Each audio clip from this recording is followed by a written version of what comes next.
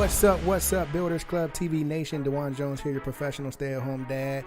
And boy, am I excited tonight to bring to you a gentleman who's been making a lot of noise for a long time in these internet streets. You know how we do it, family. We got an entrepreneur, network marketing trainer, legendary network marketing trainer, professional speaker. We got Todd Falcone on the show tonight, family. You know how we do it. Let me get myself on camera really quickly so you can see me live and direct and so I can speak to the family. Thank you for tuning in. Thank you for sharing. Thank you for subscribing. Continue to do so as we share the good news about the Builders Club TV platform. It is finally here, and we thank you so much for tuning in. Let's make sure our good friend Todd is on with us. Todd, can you hear me okay? Doing good. Let me get you on camera, man, so the family can see you live and direct and on the scene. What's up, brother? What's happening? Man, doing good. Excited about having you on the show. When we found out you'd be here, man, we definitely got fired up about it. Thanks again for coming on to the Builders Club TV. Yeah, my pleasure. It's great to be here. Awesome, man. So if you've been able to see, some of our show, Todd, what we like to do is we like to, and the family knows, we like to hop in the Builders Club TV time machine, and we like to tap into the past and the path of successful people. We figured out, man, from having the opportunity, being blessed to talk to so many legendary entrepreneurs like yourself, we figured out, Todd, there's so much to learn. There's so much wisdom, and there's so many secrets in the path of successful people. Would you agree? There is absolutely that. That's a fact. Yeah, man. So you can see why we're excited to have you on, man. So if you will, jump into the Builders Club TV time machine, Ty, and let's take the folks back. Will you tell us, man, before the success, before you build this huge brand online, coaching entrepreneurs to success, working from home, what was Todd Falcone doing before this industry? I was going to college, man. I was going to school. I was just growing up. I actually started network marketing literally right out of college. Wow. So just kind of doing what kids do, man. I went to junior high school, went to Long Beach State, was getting my degree, trying to find my career path. And the way I got introduced to network marketing is actually got invited to what I thought was a job interview 30 years ago. And drove down to this place in Irvine thinking I was going to have to sit there in front of somebody and answer a bunch of tough questions. And they brought us into a room and a bunch of chairs and big screen TV and a whiteboard. I was like, this is a weird interview. I've never done an interview like this. And it's not like I'd done very many interviews anyhow. I mean, I was like, my previous jobs were like Jack in the Box, McDonald's, wow, parking cars at a restaurant, and and then I sold cable television door to door in Spanish. So that was like my whole career up until that point. So yeah, man. And then I saw network marketing, and it made sense to me. The concept of what it was all about: leverage income, having a product you can sell, make a retail profit on, build a team, be able to earn income on the efforts of your entire organization. That got me really excited, and so I started literally 30 years ago in the network marketing space. Wow, 30 years ago, when the industry obviously was a whole different ball game. Wow, that's amazing, man. Talk to us a little bit about the differences that you've been able to see. How much, because you've been in the game for a while, so you probably have an accurate assessment. How much has the industry changed since you first started?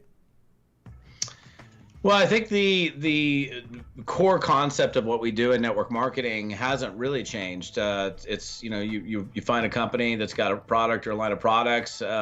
You become an independent distributor, and you go out and build a team through essentially word of mouth advertising, right? Mm-hmm. So conceptually, that hasn't changed, but what has changed are all the tools and the things that we have available to us and how we go about building the business. So when I first started, this is like pre-cell phone days. We did all, we had training centers, and we would invite people to a briefing in a training center. And so I literally worked at an office every day the first couple of years I was involved in network marketing. So it wasn't even a home-based business for me at that point. Wasn't until just after 2 years into my network marketing experience that it became a home-based business for me.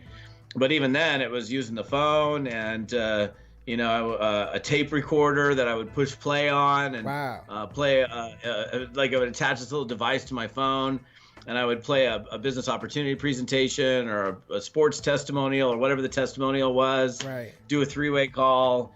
I always had rolls of quarters in my car. because I'd use a payphone. If I was out and about, if I got a page, I'd Wow.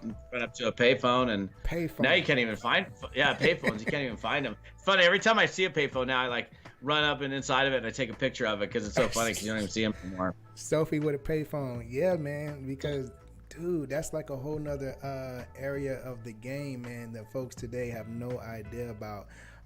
That's amazing. So what was the first experience like, if you can remember? I know I'm taking you back, man. Can you remember like your first experience, maybe like your first couple of years in this industry? Did success come right away, or was there some dark times?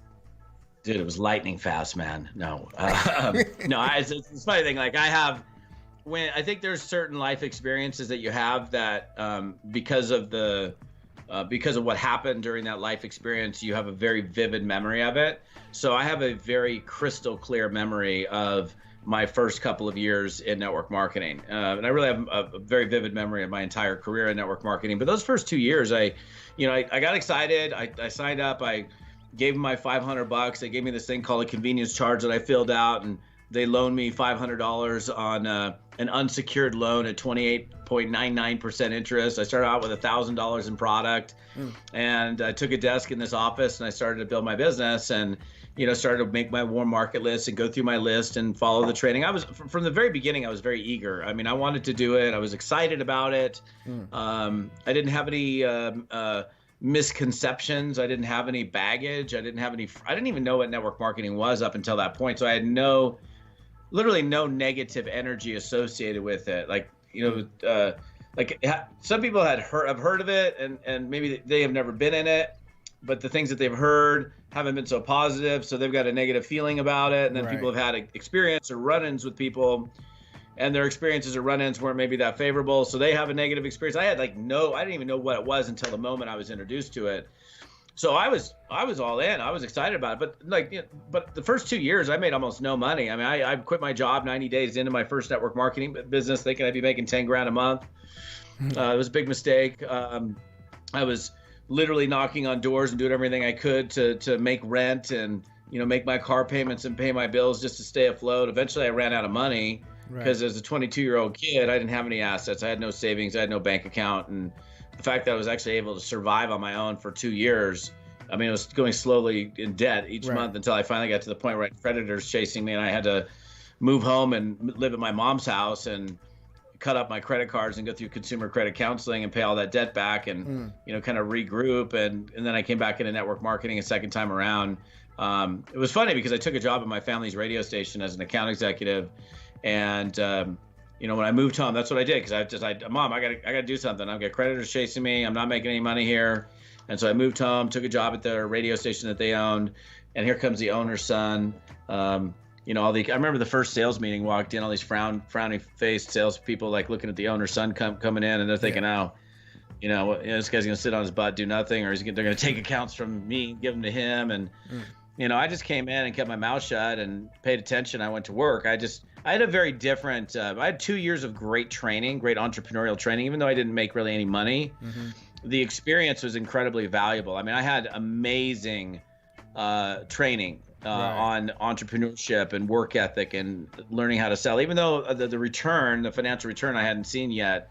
The training served me well. And it's funny because I came into that radio station within probably 15 months. I was the number 2 earning account executive in that market. And our radio station at the time didn't have very good ratings. And if you know anything about selling radio or selling media, radio, TV or whatever, if you have good ratings, that means you have a big listenership or viewership. It's easier to sell and you can command a higher spot cost. But we weren't even that good when I started. But I just came in and went to work and hustled.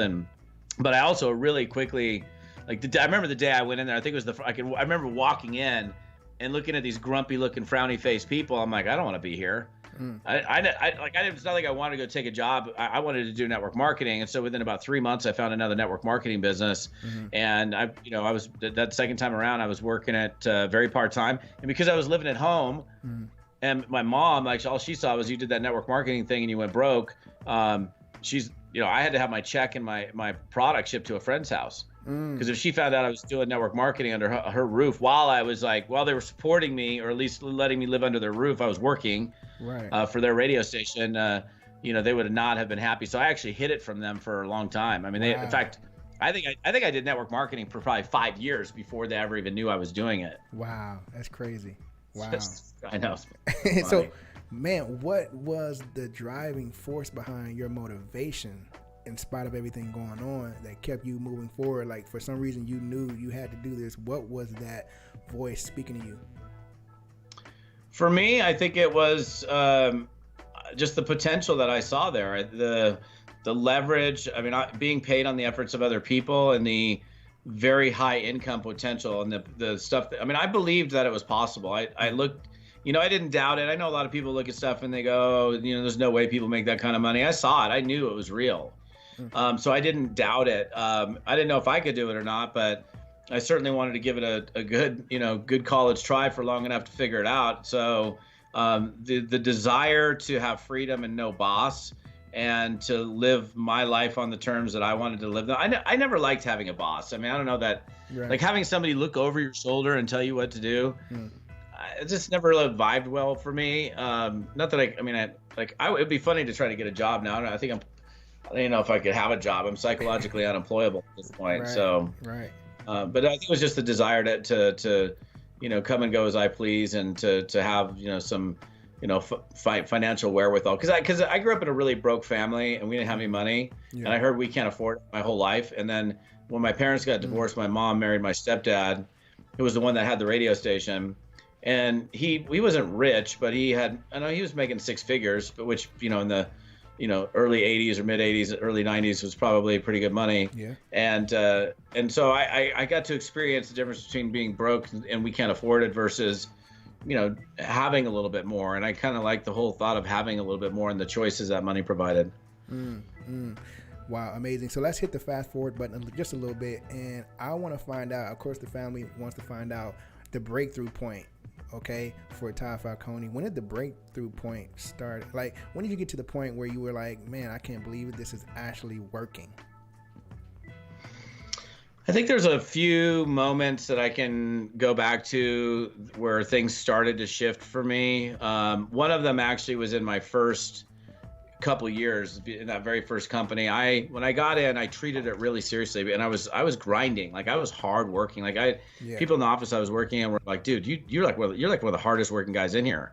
I wasn't seeing the result necessarily. And I think what happened was I was so focused, I was so grinding, like trying to force it, and so desperate for money because I was running out of money, that I wasn't showing that I was even having a good time. And so I was at a seminar at the Bonaventure Hotel in Los Angeles in 1991, and I remember seeing this character that this guy was doing, and essentially the message was lighten up, have a good time, and enjoy the journey, and just like, giggle your way through life. And I was like, if you're having a good time with something, people are going to be more attracted to that. So that was a big epiphany for me, showing that I was actually having a good time. Because honestly, and I get it, it's, if you're not making any money, if you're broke, if you're stressed out, and you're running out of financial runway, and it's pretty hard to keep your game face on. But I had to keep my game face on and change the way I was doing things. Yeah.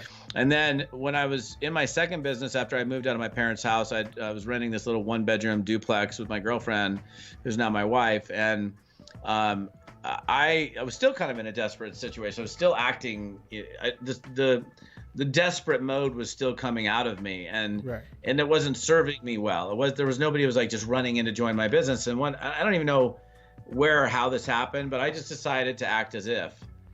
And I later learned what that was. I ended up studying NLP. I got my basic and my master's certification in NLP and Ericksonian hypnosis later on, many years later, to discover what that really was. But then I didn't know what it was.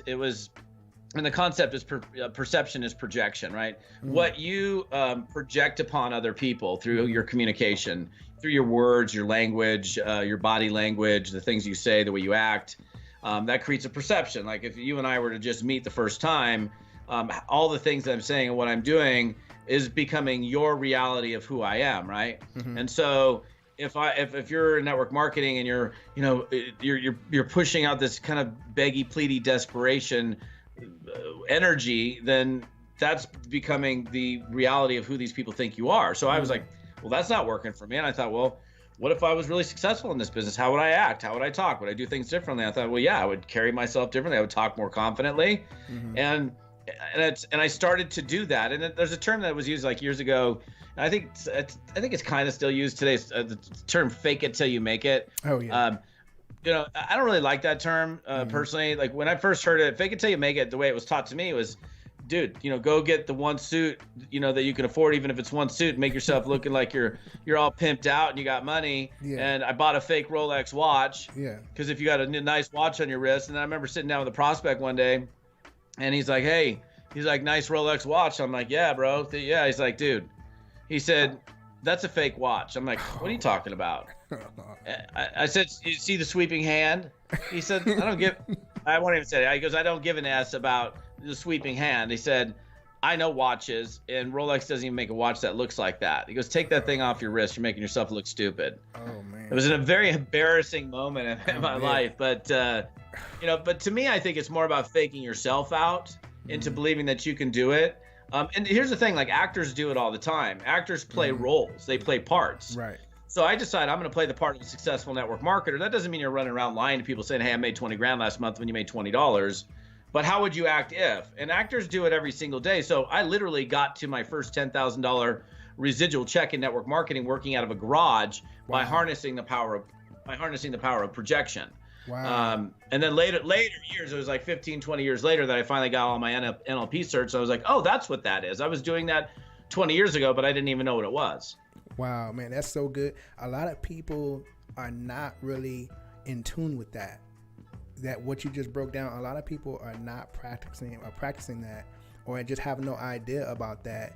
And like you said, when it's you're financially in a struggle, it is hard to play a role, but it's really taking yourself there mentally, like you did. You got to really take yourself and kind of block out the things that are holding you back, or things that you see as barriers in real life, and kind of just live in the reality that you want to be your truth, right?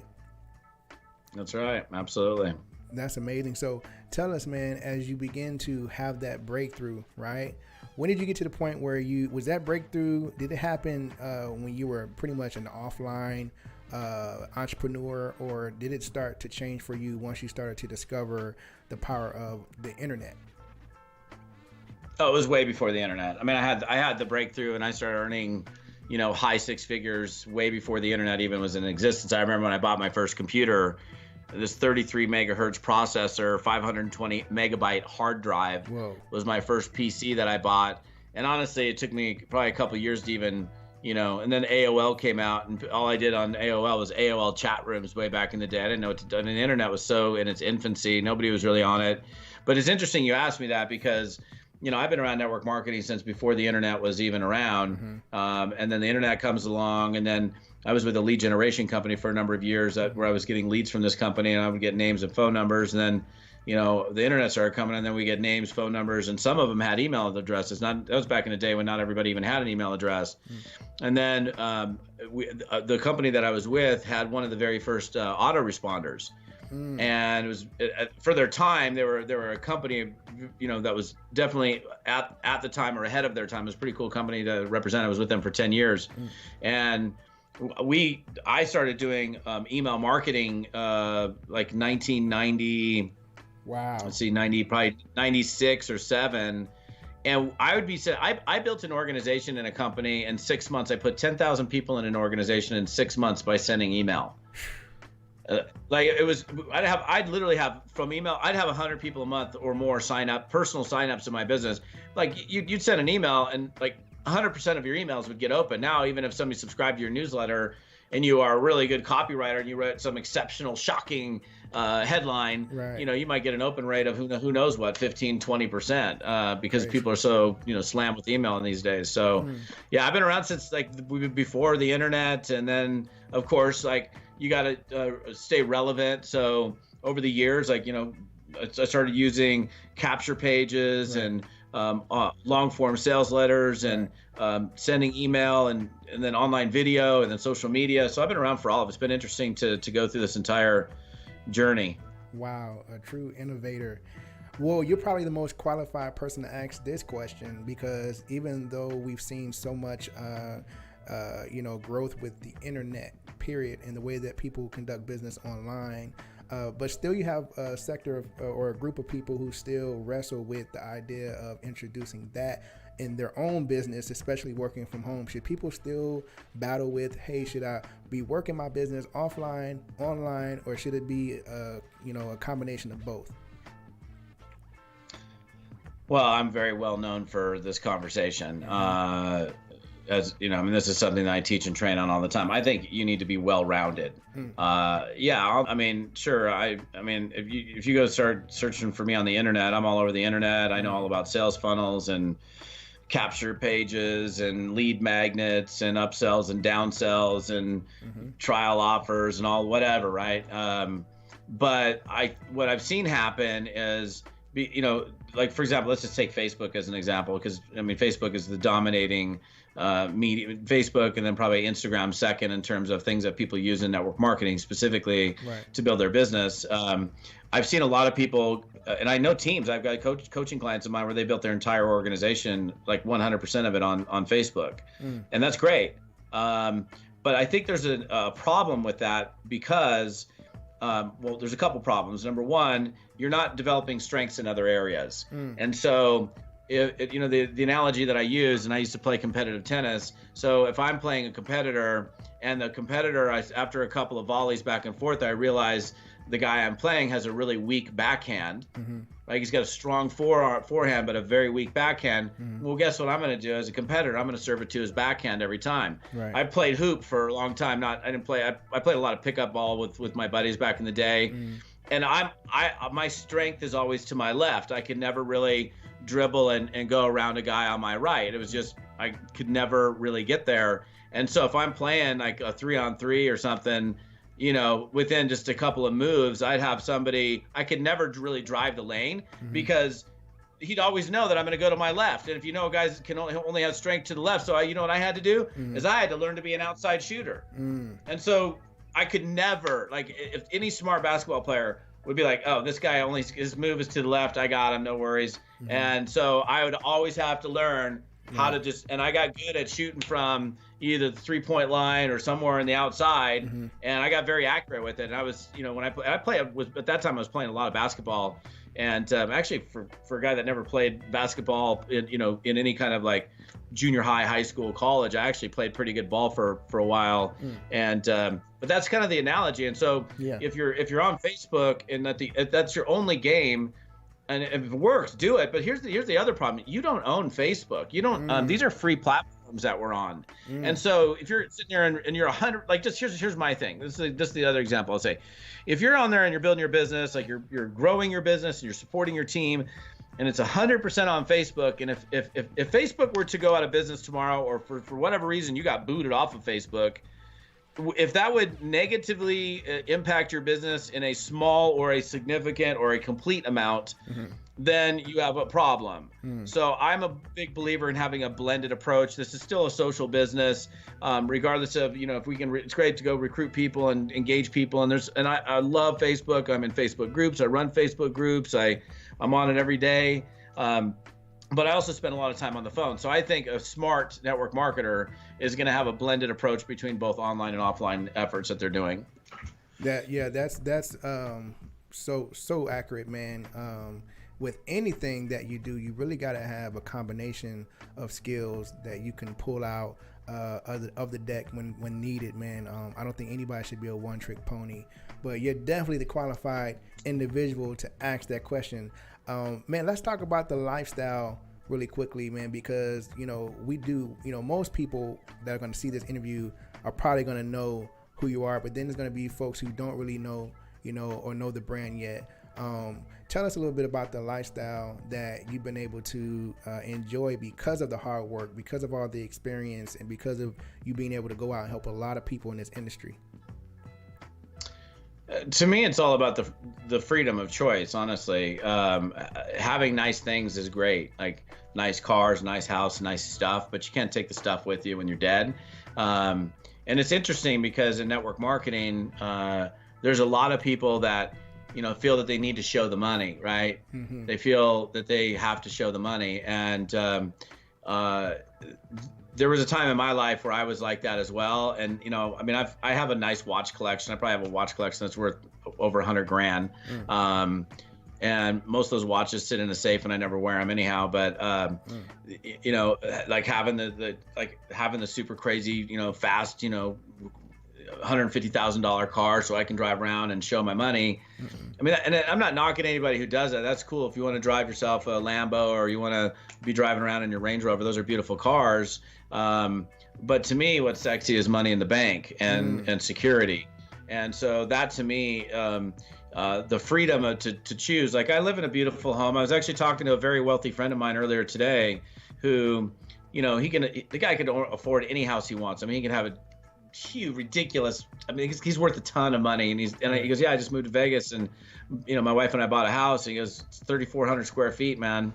I'm like, well, that's like one third of the house that you had in Pebble Beach. He said, I know. He said, but he said, I just don't need it, I think we go through phases too. Like where, when you're living in an apartment, you don't have a TV, and then you have a TV, then you get a bigger TV, and then you have a crappy car, then you get a nicer car. Like right now, I could afford any car I wanted to buy. I mean, I could have whatever car I wanted to have in my driveway, but I drive a Toyota 4Runner TRD Pro. And why do I do that? Because number one, those things never break down. Number two, I spent a lot of time off-road. I spent a lot of time in the trees and the woods, and I wouldn't want to take a Range Rover HSE Sport out into some of the places that I'm taking my 4Runner. Yeah. But that's, that car's paid for. My wife's car's paid for. We have no debt. We have investments. We have college funds for our kids. And so to me, when you ask that question about lifestyle, I mean, I give you it's a simple example, but these are the things I'm talking about. Like for me, and everybody's different. Everybody's got their different things that they do, their different desires. Like I love to go camping and go play in the woods. I have a piece of property that's on a river up in Washington State. And, if we go to the property, what do most people do that are working? They're rushing home on Friday to go camping. They're packing their stuff up Friday. They're getting stuck in traffic to go to the camp spot. They get to Saturday and part of Sunday, but they're stressing out on Sunday because I got to pack all the stuff home. I got to get back home. I got to unpack all the stuff. I got to go to work on Monday.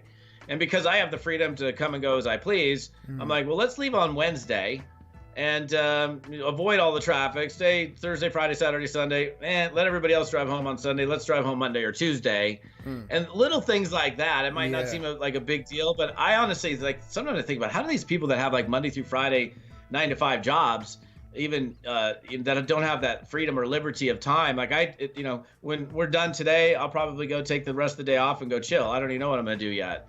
I'll probably go down to the river, maybe go for a swim. I don't know what I'm going to do. But it's that freedom to choose. And when you have money coming in and you have enough money coming in where your bills are paid for and you're able to put money aside and you're not overextending yourself. And the other thing I want to say is a lot of times people do overextend themselves in this business. And you need to save for a rainy day because it does rain. And I can't tell you how many network marketers that I've met over the years that had all this stuff and then literally had to sell all of their stuff because their check adjusted. Like if you're on a tear, if you're on a run and your company's flying and you think it's just going to keep growing and growing and growing forever, typically our expenses go up with our income. At some point, you got to go, wait a second, I got to bring my expenses down. And I'm literally in that position right now where I'm at the, probably one of the highest earning positions I've ever been in my life. But at the same time, I'm significantly reducing my expenses. It's like, I want to get my expenses down to nothing and have a high income versus having a high income and high expenses. And I mean, I like just too many horror stories of friends I know that have literally had to sell everything. I mean, things that like my buddy who's a drummer, like he had this amazing drum set that he had for his whole life that was like, I don't know what it was worth, whatever. He had to actually sell his drum set. Oh man! Because he got into such a bad position. He sold all the watches, he sold the clothes, sold the this, sold the that, all these things. Then he came down. He's like, I got to sell my drum set to eat, man.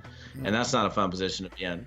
That's crazy. Is that something, Todd, you'd like to see change in the industry? Because that's so true what you're saying, man. A lot of people will overextend themselves for the most part, looking to show people that they're making money, right?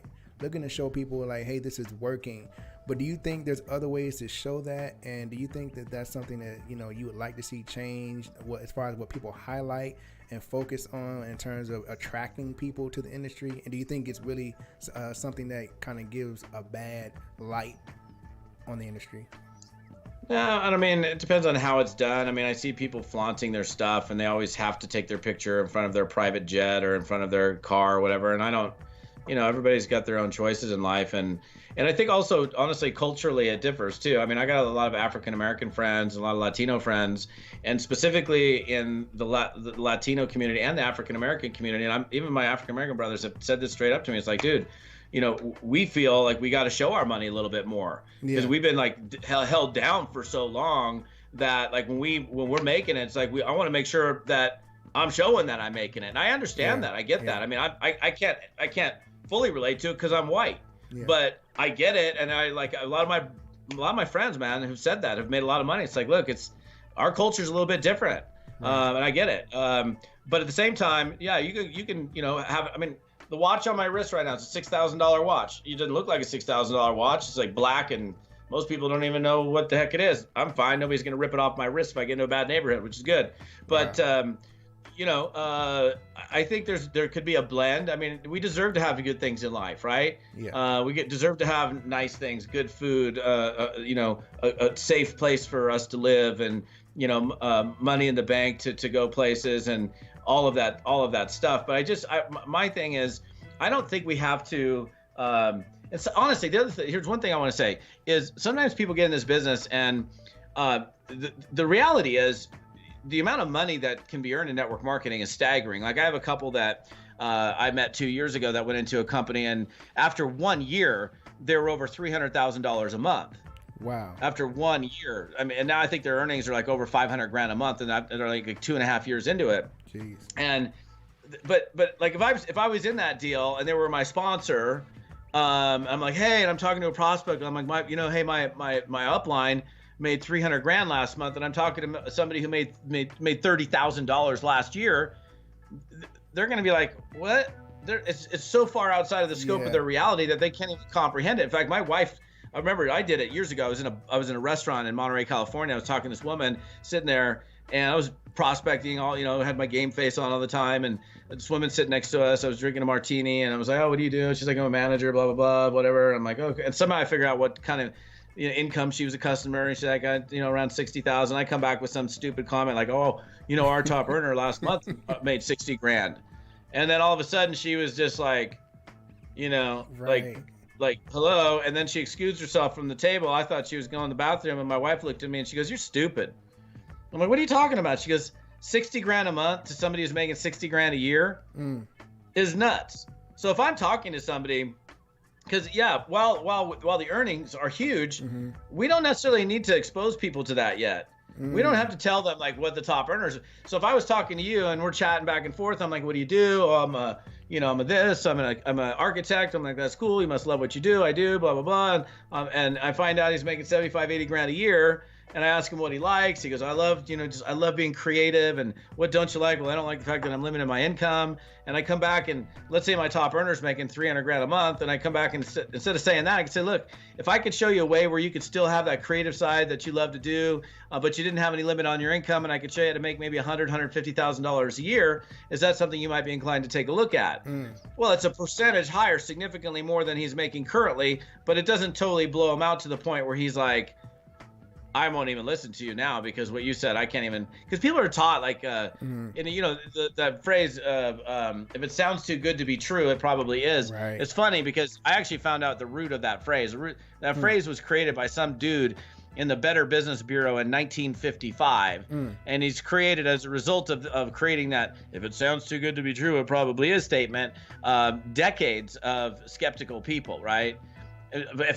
For me, I'm a little different. I think if it sounds good, I'm like, I hope it's true, man. I hope that's true. Not like, oh, it must not be true. But maybe my brain works a little bit different, I guess. I don't know. If it sounds too good, it must be true. I like that. I like the flip on that. I like that. Yeah, for sure. Well, man, you know what? It's been a pleasure speaking with you, man.